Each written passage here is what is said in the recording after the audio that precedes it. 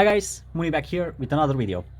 Today I'm gonna show you how you can make a night star time lapse on the Galaxy S20 Ultra and how you can use the Pro mode. You should stay tuned even if you don't have the S20 Ultra, because you may have the same Pro mode as I have, at least for older flagship Samsung phones. Samsung recently launched One UI 2.1 update for the Galaxy Note 9, Note 10, S10 and S9.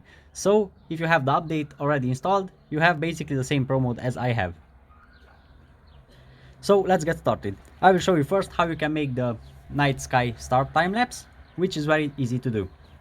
You just have to open the camera, you have to swipe to the more options, and there you should have the hyperlapse option, or you already put it where you want it, which you can do if you tap long on it. I don't use too often the hyperlapse, so I just let it there. So we have to tap on it. First let's save, then go to hyperlapse, and now we are in a hyperlapse option. And on the left we have different options.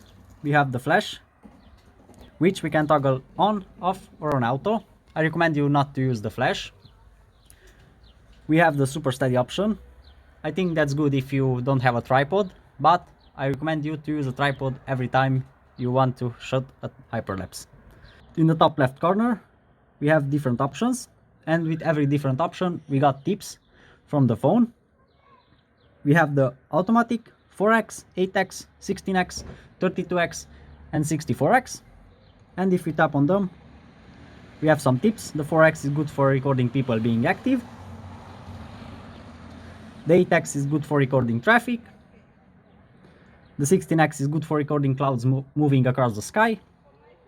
The 32x is good for recording crowds of people walking by. And the 64x is good for sunsets and sunrises. And you can choose from those options if you use the hyperlapse but not in the nighttime. If you want to use the hyperlapse in the nighttime, we have that little moon there. We tap on it and the night hyperlapse is on, and it tells us that it's good to record cars striking by at nighttime, but I can say that it's very good to record the stars moving across the sky. That's how I made a really nice time lapse of the stars moving across the sky. You can check out the video in the description. And that is all you need to do if you want to record the stars. Not so hard. Now we are gonna move on to the Pro mode, which, if you didn't move from there, you can find it also on the more options, but I already have it in the main area, so I will just swipe to the Pro mode. And now here we have all the options we need. The first thing you have to do with the Pro mode is to go to the settings, and here you should search for save options, and there we have save raw copies, and we need to activate those. The raw copies are the unprocessed images, so you can edit them after you take them. And with the raw copies you get every detail you need. The first thing we have is the ISO.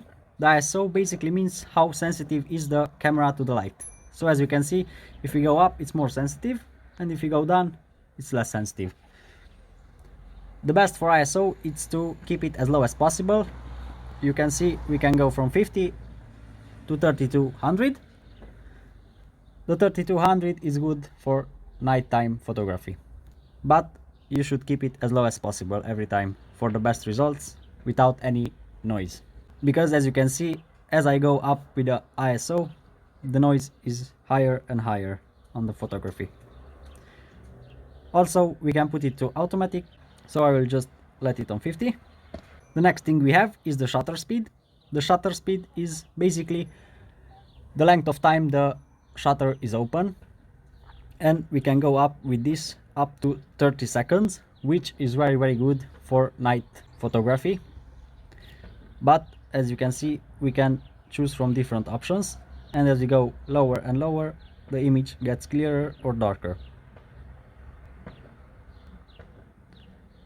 This you also can set to manual or automatic.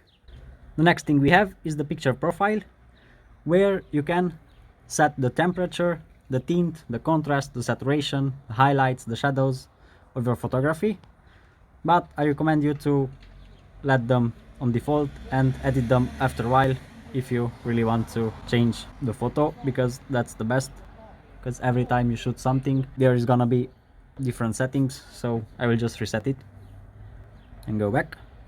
The next thing we have is the focus, which for now is on auto. So if I put my hand here, it's really dark, so it's not gonna focus on my hand, but on auto the phone will decide what is gonna be in focus and what not.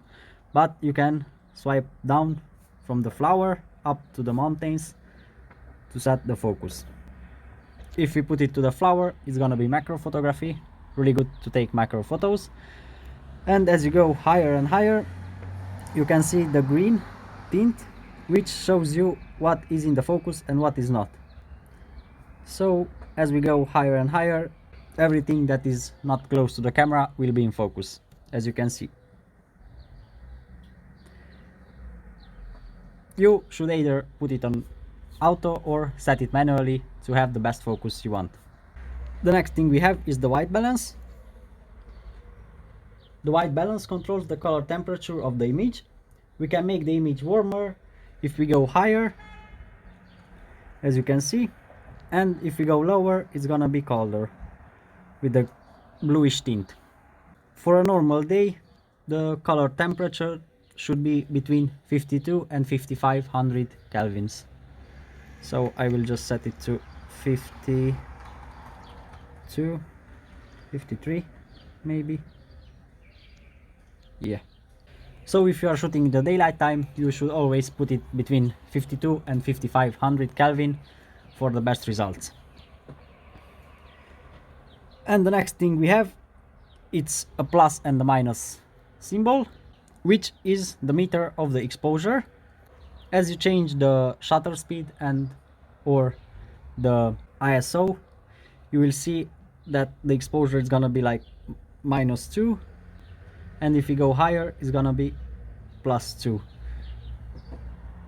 The only values is between minus and +2, but between them you can see, maybe not really, but if I go darker, -1, and now the phone thinks is the best exposure.